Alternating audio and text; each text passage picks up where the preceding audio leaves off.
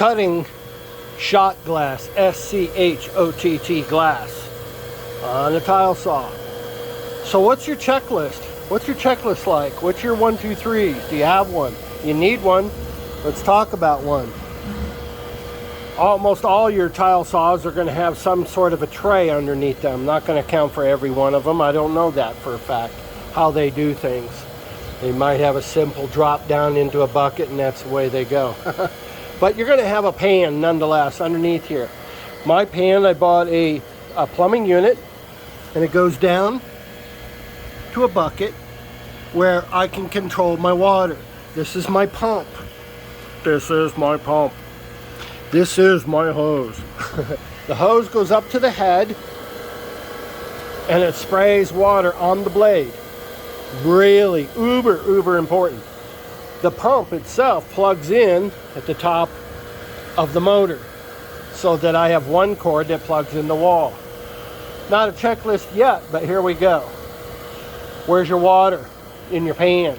How much water is going to get up to the head adequately before it runs out? When it runs out and you continue to running because you're in a zone, all of a sudden you're not doing yourself any favors on your blade, and your blade's going to jump on the top of your glass, or boom, it's going to stop on you, kind of scare you. Turn off the switch. So what's our checklist looking like? Well, before you can even talk about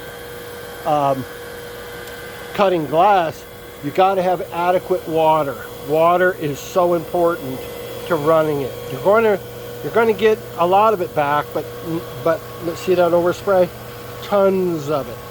So if you have a collection system and put up a mat where you can collect that and put it into like a shower curtain and build a funnel, wouldn't be hard to do at all. Or collect it down at that end and run you a funnel and then target it towards the middle and fill that bucket. All things available here. But this is mechanicalism. If you're mechanically inclined, this all chicken fodder here. We all know this, or we can create that. So before your checklist, water has got to be present, dripping off that blade, saturating that blade with water. Next thing in priority, dressing stick. This is before we even run the saw head. Dressing stick. What's that for? You're going to run your blade through. It's going to knock off all the burrs, any glass that's been embedded, anything that shouldn't be there, so that you get the finest saw cut available.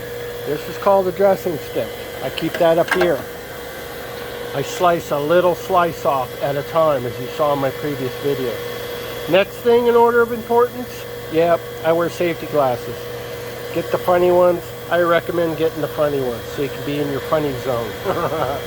Who's looking? I don't know. YouTube. Your brother-in-law. I don't know. Anyway, and then I wear a rubber mat that I got from Amazon. Works really fine. 19 bucks. Just look up silicone mat or rubber mat apron, and 19 bucks. It's so good, I think I'm going to have to get another one just to keep it on the shelf for somebody else coming in the shop. So before you can cut the glass, your checklist is water, the brick, and you got to run it through once. If you've got a little check sheet on the side, if you're going to run stuff this thick, you're going to want to run that blade, that dressing stick, maybe every 6 to 8. You'll find out, because what's going to happen, the more your blade gets dull, how's it going to get dull and sharp? It fills up full of residue and glass fragments on the micro scale, and some of the diamond frit that's electroplated could become dislodged. The dressing stick knocks all that off and keeps it clean.